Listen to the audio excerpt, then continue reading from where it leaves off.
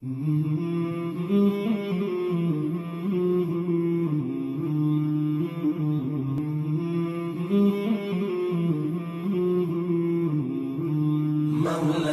صل وسلم دائما أبدا على حبيبك خير الخلق كلهم. مولاي صل وسلم دائما أبدا على حبيبك خير الخلق كلهم. محمد سيد الكونين والثقلين، محمد سيد الكونين والثقلين والفريقين من عرب ومن عجم. مولاي صل وسلم دائما أبدا على حبيبك خير الخلق كلهم. مولاي صل. Bismillahirrahmanirrahim. Alhamdulillahirabbil alamin wassalatu wassalamu ala asyrafil anbiya'i wal mursalin sayyidina Muhammad wa ala alihi wa sahbihi ajma'in. Rabbi shrah li sadri wa yassir li amri wahlul 'uqdatam min lisani yafqahu qawli. Assalamualaikum warahmatullahi taala wabarakatuh. Diharapkan pada penonton sekalian berada dalam keadaan waras dan juga dalam keadaan sihat wal afiat sentiasa. Dan alhamdulillah, segala puji bagi Allah Subhanahu wa taala pada malam ini.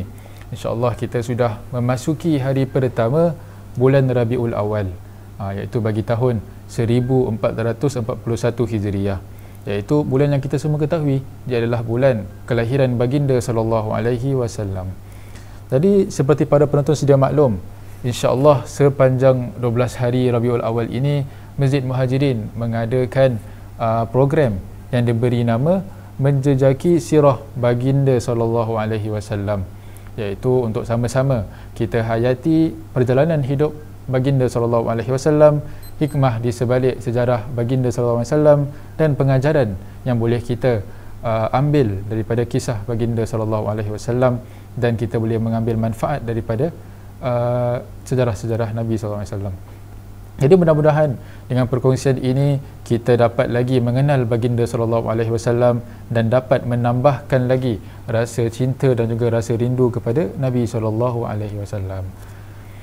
Jadi pada jemaah sekalian, pada topik kita pada hari ini adalah berkenaan dengan kelahiran Nabi sallallahu alaihi wasallam.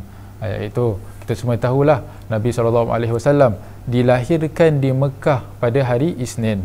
Dan ini yang disepakati berkenaan harinya, di mana jatuh harinya iaitu hari Isnin. Nabi SAW dilahirkan di Mekah pada hari Isnin, dan kebanyakan ahli sejarah mengatakan tarikhnya pula adalah pada 12 Rabiul Awal tahun Gajah. Iaitu kenapa tahun Gajah? Iaitu kita tahu terdapat peristiwa serangan tentera Abraha ataupun tentera bergajah terhadap Kaabah ketika ataupun pada tahun tersebut. Jadinya ketika itu kebiasaannya orang-orang dahulu mereka ini mengingat tarikh ataupun tahun mengikut peristiwa. Jadi kita tahu contoh, kita ambil contoh contoh tahun sekarang inilah, contoh tahun 2020 macam kita nak ingat. Dan kita ingat senang, ini adalah tahun COVID-19 dan sebagainya lah. Itu adalah seperti itulah cara mereka mengingat tahun tersebut. Okey. Baik. Jadi beliau sallallahu alaihi wasallam dilahirkan di kalangan Bani Hashim. Dan Bani Hashim ini merupakan antara puak yang dipertanggungjawabkan atas mereka untuk menjaga pemakanan ataupun jaga minuman, penyediaan air dan juga minum bagi para tetamu yang datang ke Baitullah ataupun datang ke Kaabah. Dan juga diambil daripada Bani Hashim ini diambil daripada namanya datuk Nabi sallallahu alaihi wasallam ataupun moyang Nabi SAW, Hashim namanya, iaitu anak kepada Hashim ini antaranya bernama Syaibah. Itu Syaibah ini adalah nama datuk Nabi SAW, iaitu namanya Abdul Muttalib. Jadi anak daripada Abdul Muttalib ini kita tahu anak Abdul Muttalib ini merupakan datuk Nabi SAW. Jadi anaknya pula, jadi anak Abdul Muttalib ini terdapat 10 orang anak. Jadi dan salah satunya adalah Abdullah, iaitu adalah bapaknya Nabi SAW. Dan diceritakan Abdullah ini ayah Nabi SAW merupakan anak bagi Abdul Muttalib yang paling kacak ataupun yang paling handsome di antara anak-anak lelakinya, dan juga yang paling disayang oleh Abdul Muttalib. Jadi maka itu Abdul Muttalib ini dia sendiri memilihkan bagi anaknya seorang gadis yang bernama Aminah binti Wahab, iaitu ibu Nabi SAW, yang di mana Aminah juga merupakan wanita yang diinginkan sebagai calon isteri di kalangan masyarakat kaum Quraisy pada ketika itulah. Jadi baik daripada segi nasab ataupun keturunannya, semuanya baik-baik, ataupun martabatnya dan sebagainya. Maka itu mereka pun dinikahkan dengan Abdullah dan juga Siti Aminah dinikahkan bersama dan tinggal di Mekah. Dan tidak lama kemudian Abdullah pun dikirimkan ayahnya, iaitu Abdul Muttalib, pergi ke Madinah atas sebab urusannya lah. Dan setelah itu Abdullah ditimpa sakit lalu meninggal di Madinah, iaitu dikatakan sebelum kelahiran baginda SAW menurut majoriti ahli sejarawan lah. Baik, maka seterusnya terjadilah perkara yang luar biasa menunjukkan tandanya kelahiran baginda SAW, iaitu daripada Ibnu Sa'ad meriwayatkan bahawa Aminah, ibu baginda SAW, mengatakan, setelah bayiku keluar, aku melihat cahaya yang keluar daripadaku menyinari istana-istana di Syam. Terdapat juga tanda-tanda yang lain tentang kelahiran Nabi SAW, antaranya pula runtuhnya istana Kisra, dan juga terdapat pula padamnya api, yang orang Majusi menyembah api tersebut, dan dikatakan api tersebut pula tidak pernah dipadamkan setelah beberapa tahun lamanya, tetapi sejak kelahiran Nabi SAW api tersebut dipadamkan. Maka setelah kelahirannya Nabi SAW, ibunya Aminah mengirimkan seseorang untuk sampaikan berita ini kepada datuknya, iaitu Abdul Muttalib. Jadi maka itu dengan perasaan gembiranya dia mendapat cucu dan sebagainya, dia membawa bayi tersebut, datuknya ataupun datuk Nabi SAW membawanya ke dalam Kaabah, dan beliau pun dan datuknya Nabi SAW memilihkan nama Nabi SAW sebagai namanya Muhammad, dan sebelum ini tidak pernah dikenali nama Muhammad ini di kalangan bangsa Arab.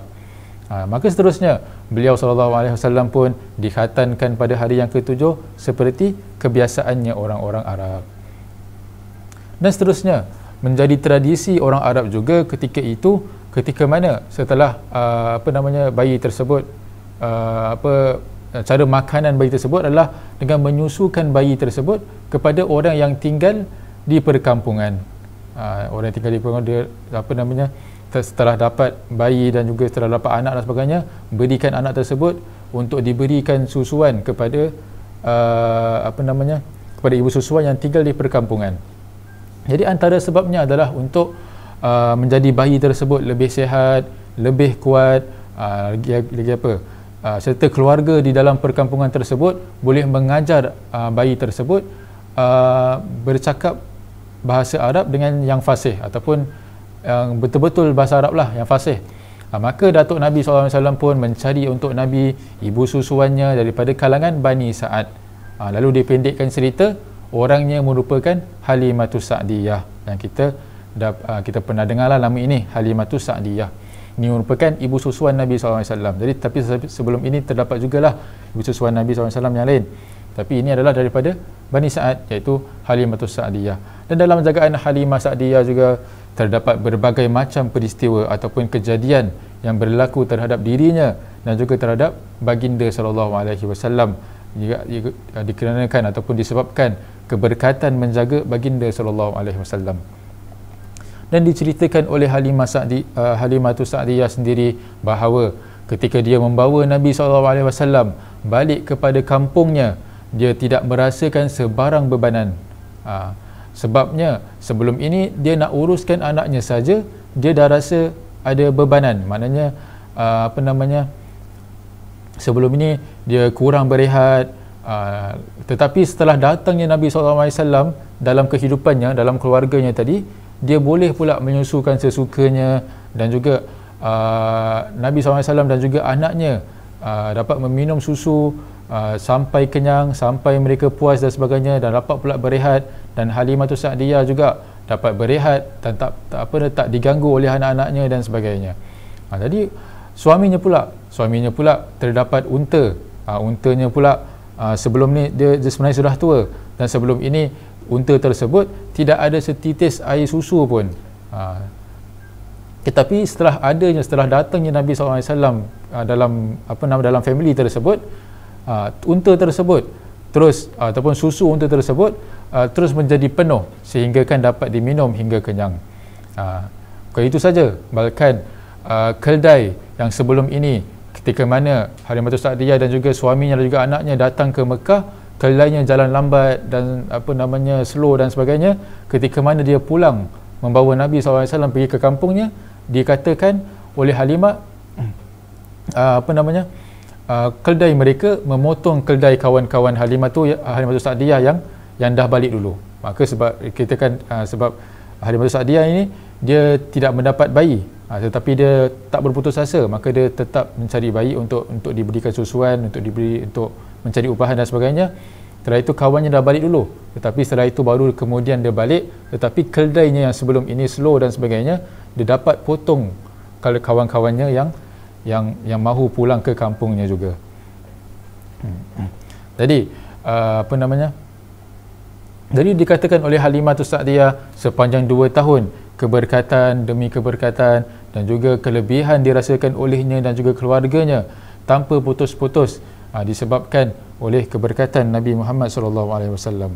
Maka hikmah di sebalik berkat yang dirasakan Halimatus Sa'diyah dan juga keluarganya menunjukkan bahawasanya Allah Subhanahu Wa Taala menginginkan keluarga tersebut untuk menyayangi Nabi SAW, iaitu menjaga Nabi SAW sebaik-baik jagaan, iaitu serta berurusan dengan baginda SAW sebaik-baik urusan dan sebagainya. Maka ini apa yang kita lihat, iaitu Halimatus Sa'diyah betul-betul menjaga Nabi SAW. Halimatus Sa'diyah menjaganya lebih daripada anaknya sendiri.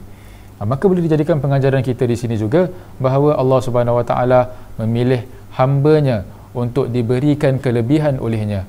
Maka itu adalah untuk kita redha atas apa yang Allah Subhanahu Wa Taala telah takdirkan ataupun telah berikan kepada kita, dan tidak kita merungut kenapa aku tak diberikan ini, kenapa aku tak diberikan itu dan sebagainya.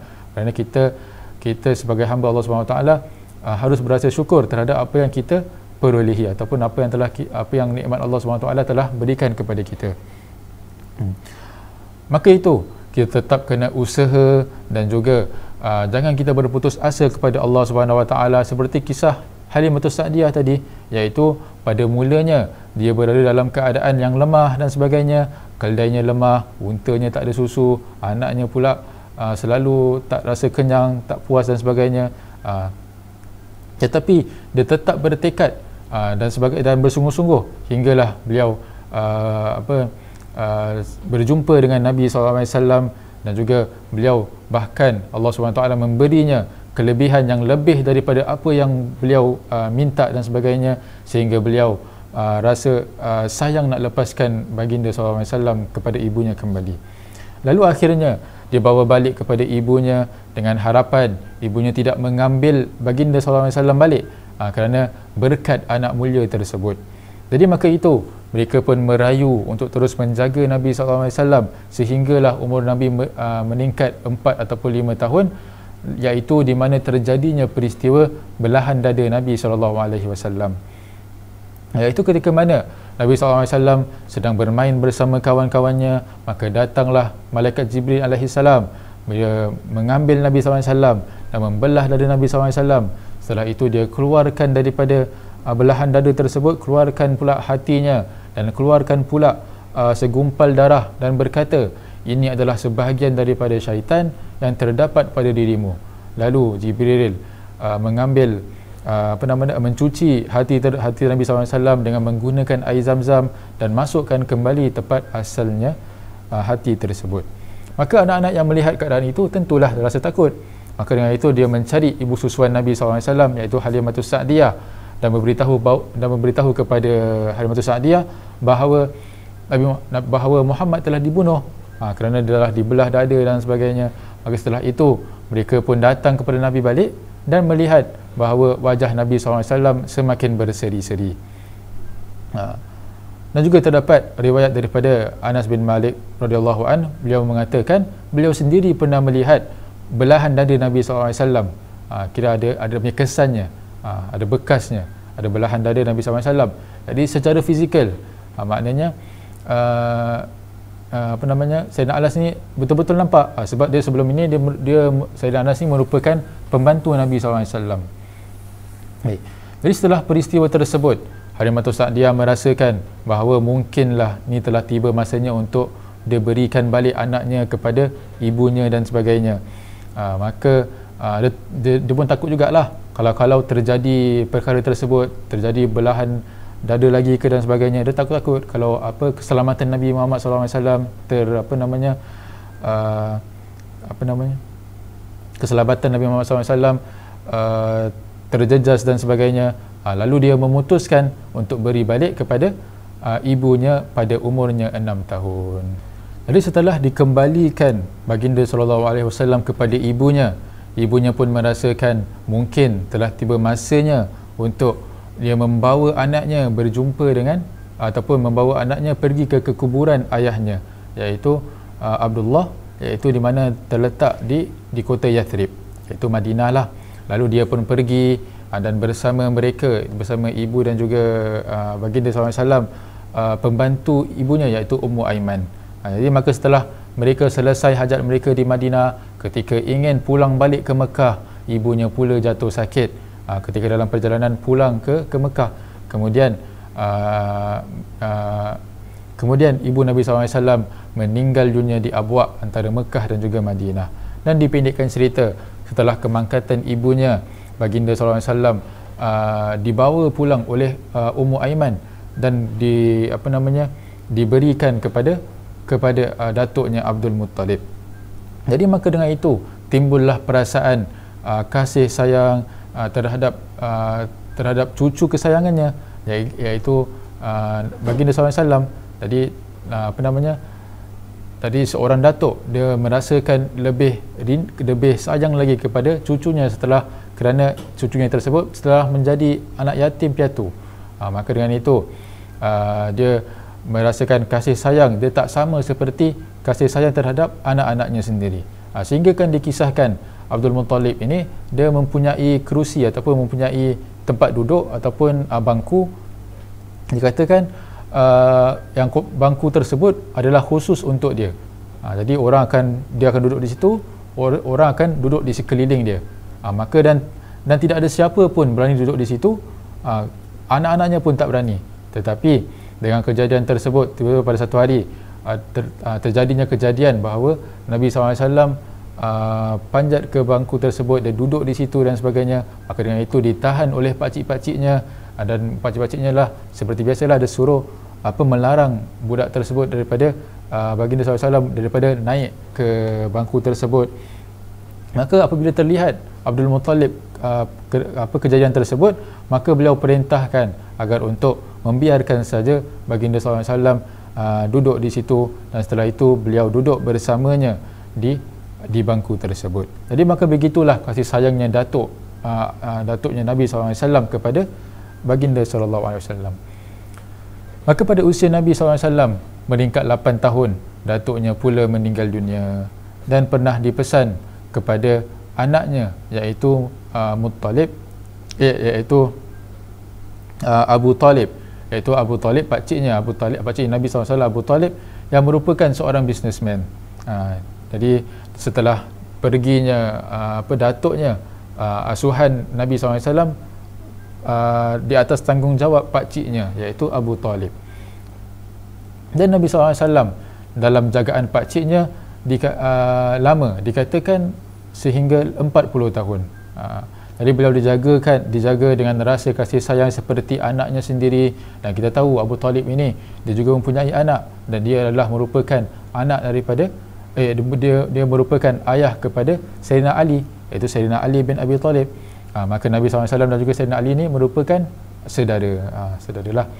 Maka seterusnya ketika Nabi SAW menjangkau usianya 12 tahun, terjadi pula peristiwa bahawa pakciknya mengajak baginda SAW untuk sama-sama pergi ke negeri Syam untuk berniaga. Iaitu kebiasaan orang Arab yang berniaga, mereka ini akan pergi berniaga bila mana musim panas mereka akan pergi ke Syam, dan bila mana musim sejuk pula mereka pergi ke Yaman. Sebab Yaman tempatnya panas, jadi mereka pergi ke musim sejuk mereka pergi ke sana, dan Syam pula tempatnya sejuk, maka mereka bila mana musim panas mereka pergi ke sana dan sebagainya lah. Maka setelah sampainya ke Busra iaitu kawasan di negeri Syam, ada seseorang ulama iaitu ataupun rahib lah bernama Bahirah. Dia mendatangi rombongan Abu Talib tadi, dan bersamanya baginda SAW dan juga kawan-kawan dagangannya lah.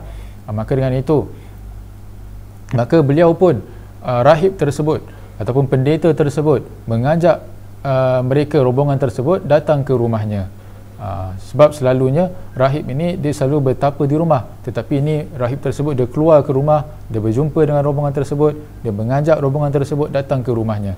Maka itu rahib itu pun berkata kepada pakcik Nabi SAW Abu Talib, iaitu anak ini akan menjadi pemimpin semesta alam, anak ini diutus Allah sebagai rahmat bagi seluruh alam. Maka Abu Talib pun bertanya, kenapakah engkau berkata begitu? Katanya, sejak kamu tiba di Aqabah tadi, tidak ada batu dan pokok pun melainkan mereka semua tunduk bersujud, dan mereka tidak bersujud kecuali kepada seorang nabi. Dan aku boleh tahu juga daripada tanda kenabiannya bahawa terdapat terdapat tanda kenabian Nabi SAW berada di belakang tubuh baginda SAW yang menyerupai sebuah apel, dan ini sudah tertulis dalam kitab kami. Maka seterusnya dinasihatkan oleh rahib tersebut untuk rombongan tersebut tidak teruskan perniagaan mereka ke Syam, tetapi rahib tersebut suruh rombongan tersebut pulang dan membawa balik baginda SAW pulang ke Mekah di atas kerana keselamatan baginda SAW, iaitu daripada gangguan orang-orang Yahudi dan sebagainya. Maka dengan itu mereka pun ambil keputusan untuk balik ke Mekah. Baik, jadi maka sepanjang usia remaja Nabi SAW tidak mempunyai kerja yang tetap. Cumanya kebiasaannya beliau ini mengembala kambing yang dimiliki oleh Bani Sa'ad, iaitu mereka ini mempunyai kambing yang banyak. Maka dengan itu Nabi SAW menjadi pengembala kambing dengan bayaran yang beberapa dinar saja. Maka kita lihat pekerjaan seperti ini menunjukkan kesabaran baginda SAW, kerana dia menjaga kambing tersebut makan masa yang lama, iaitu kadang daripada pagi, daripada terbitnya matahari hingganya terbenamnya matahari dan sebagainya, lama. Kemudian dengan lambatnya kambing-kambing tersebut nak makan, semua nak makan dan sebagainya, nak kena jaga kambing tersebut dan sebagainya. Ini merupakan menunjukkan kesabaran, menunjukkan sifat kesabaran di situ. Dan juga bukan itu saja, yang menunjukkan tawaduknya Nabi SAW, kerana dengan dia menjaga kambing, tentu dia terdapat kotoran-kotoran, bau-bau kambing lagi, tidur dengan kambing lagi, khidmat kepada kambing dan sebagainya, yang menunjukkan tak ada rasa bangga diri daripada Nabi SAW. Dan ia juga mengajar kepada kita untuk bekerja hasil daripada titik peluh kita. Jadi penat lelah kita bertungkus lumus dan akhirnya mendapatkan hasil daripada kerja kita sendiri. Dan juga ini merupakan pengajaran bagi remaja-remaja juga agar tidak bermalas-malasan ketika mana kita nak lakukan sesuatu. Tidak kiralah kita nak lakukan berniaga ke, kita nak lakukan apa-apa saja sekalipun, kita tidak ada perasaan malas tersebut. Yang penting kita melakukan perkara yang mendatangkan manfaat buat diri kita ataupun manfaat buat hari kemudian kita nanti.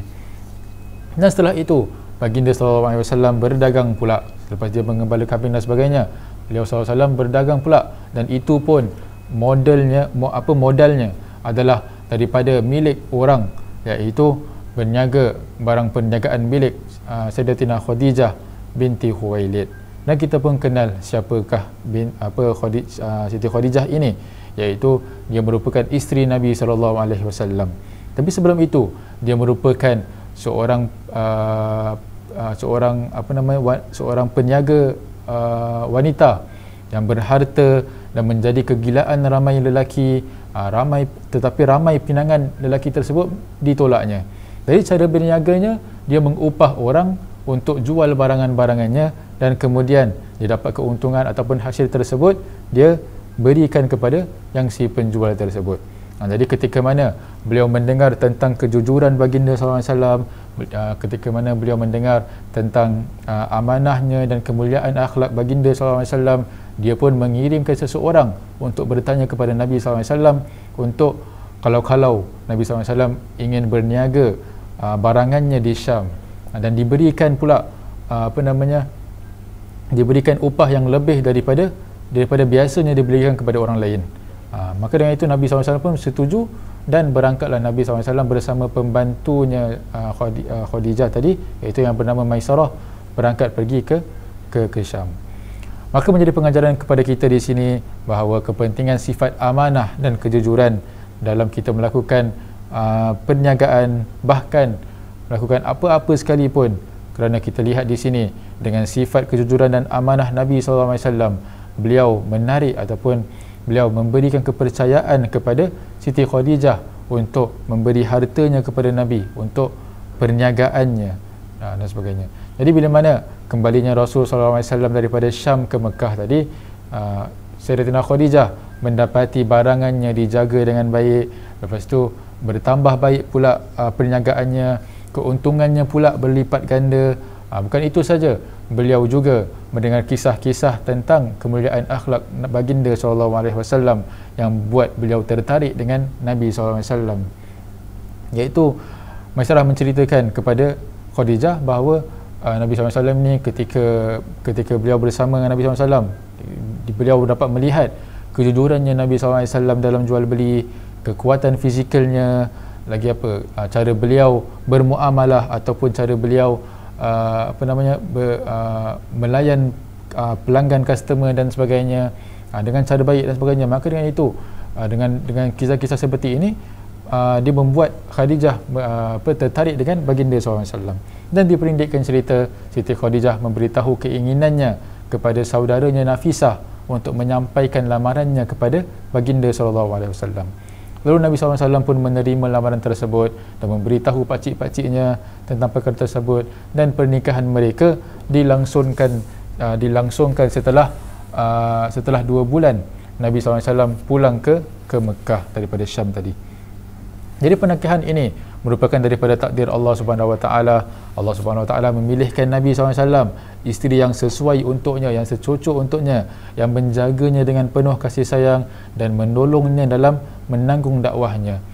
Jadi pada penonton sekalian, dengan pernikahan tersebut juga baginda SAW tidak pernah menikahi perempuan lain sehinggakan Sayyidatina Khadijah radhiyallahu anha meninggal dunia. Dan kesemua anak Rasul SAW juga berasal daripada hasilnya pernikahan ini juga, kecuali Ibrahim, iaitu anak Maria Al-Qibtiyah, iaitu antara anaknya yang lain Qasim, Zainab, Ruqayyah, Ummu Kulsum, Fatimah, Abdullah dan semuanya. Dan kesemua anak-anak lelaki baginda SAW meninggal dunia sejak kecil lagi, dan anak perempuannya pula wafat ketika mana Rasulullah SAW masih hidup. Tetapi kecuali Fatimah yang wafatnya 6 bulan setelah kewafatan baginda SAW. Dan seterusnya, iaitu ketika mana baginda SAW berumur 35 tahun, terjadi pula kisah memperbaiki Kaabah, iaitu kerana kaum Quraisy pada masa tersebut ingin melakukan seperti renovation lah kepada Kaabah tersebut. Sebabnya tidak ada tidak ada bumbung, dan pula pencuri-pencuri senang masuk daripada atas untuk mengambil barang daripada dalam Kaabah tersebut. Tambahan daripada itu, batu-batu apa namanya dinding Kaabah tersebut telah lusuh, telah nak retak dan sebagainya, sebab pernah terjadinya kejadian banjir di Kaabah dan sebagainya. Maka mereka berbincang-bincang dan bersetuju untuk memperbaiki atau untuk membaik pulih Kaabah, untuk membaik pulih Kaabah, kecuali yang menggunakan barang-barang yang berkualiti, iaitu harta-harta yang haram tak boleh digunakan untuk membikin Kaabah, ataupun keuntungan daripada jual beli yang ada unsur-unsur riba tidak boleh digunakan untuk pembangunan Kaabah, ataupun harta rampasan pun tak boleh digunakan dan sebagainya lah. Maka setelah itu mereka pun membagi-bagikan ataupun divide sudut-sudut Kaabah tersebut kepada setiap kabilah. Dan Nabi SAW juga terlibat dalam pembinaan Kaabah ini juga. Jadi hinggalah akhirnya terdapat perselisihan berkenaan siapakah yang berhak meletakkan Hajar Aswad kembali kepada tempat asalnya. Itu sehingga kan dikatakan belum ada kata putus selama 4 ataupun 5 hari. Maka akhirnya mereka sepakat untuk serahkan urusan ini kepada orang yang memasuki masjid, orang pertama yang memasuki pintu masjid. Dan ditakdirkan Allah, orang pertama yang masuk tadi merupakan baginda sallallahu alaihi wasallam sendiri. Jadi sebelum itu Nabi pun memang dikenali ramai oleh orang-orang Arab ketika orang Arab Mekah tersebut, bahawa Nabi SAW ini merupakan orang yang amanah, orang yang jujur dan sebagainya. Maka ketika masuknya Nabi SAW ke dalam pintu tersebut, mereka berkata, ini adalah amin, ini adalah orang yang orang yang jujur, orang yang amanah. Kami terima dan kami setuju kalau dia kami redha dengan dia lah untuk diserahkan urusan tersebut. Maka diberitahu Nabi SAW tentang masalah mereka, dan dengan kecerdikan Nabi SAW diminta Nabi SAW meminta sehelai kain untuk meletakkan Hajar Aswad di tengah-tengah kain tersebut.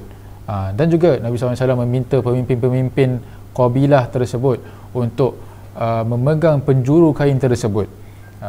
Jadi kerana untuk sama-sama angkat Hajar Aswad tersebut, kerana Hajar Aswad di atas kain tersebut tidak boleh diangkat kecuali telah ada penjuru-penjuru, telah ada orang untuk angkat. Maka dengan itu Nabi SAW memerlukan setiap pemimpin berkabilah tersebut untuk mengangkat sama-sama menggunakan kain tersebut. Setelah mendekati Kaabah, maka dengan itu Nabi SAW mengambil batu tersebut dan meletakkannya di tempat asalnya. Maka semua orang happy, semua orang semua orang redha dengan kejadian tersebut, dengan dengan keputusan yang Nabi SAW lakukan tadi. Maka kita boleh lihat di sini kejadian peristiwa tersebut dicatatkan di dalam sejarah bahawa Allah Subhanahu Wa Taala memuliakan Nabi SAW, dan dia menunjukkan tingginya martabat Nabi SAW. Beliau menunjukkan juga tingginya akhlak Nabi SAW dan juga kemuliaannya sebelum lagi dilantik menjadi Nabi SAW, iaitu dengan beliau dapat meleraikan pergaduhan, pembunuhan, jadi itu antara kabilah-kabilah dan sebagainya dengan bijaksananya. Dan juga ia menunjukkan kelegaan hati seseorang kerana mereka ni percaya langsung kepada Nabi SAW bila mana Nabi SAW dilantik untuk menjadi penyelesaian masalah tadi. Maka dengan ini sama-samalah kita terus mengambil iktibar daripada pengajaran yang kita kongsikan daripada sirah baginda SAW, daripada kelahirannya baginda SAW, bahkan sebelum kelahirannya lagi SAW. Maka dengan ini juga kita sama-sama menjadikan baginda SAW sebagai teladan kita menjadikan baginda SAW sebagai contoh kita, sebagai ikutan kita bagi sifat-sifat akhlak yang mulia inilah. Mudah-mudahan kita niatkan untuk mengikut jejak baginda SAW, dan kita dengar balik sirah baginda SAW, kita dapat melahirkan lagi rasa sayang dan rindu kita kepada baginda SAW dan mendapat syafaatnya kelak nanti di akhirat. Maka jangan kita biarkan kerinduan kita dan juga kecintaan kita hanya terkait kepada bulan Rabiul Awal saja. Bahkan kecintaan kita dan kerinduan kita seharusnya sepanjang kehidupan kita. Maka dengan ini saya berhenti sampai di sini. Wabillahi taufiq wal hidayah. Wassalamualaikum warahmatullahi taala wabarakatuh.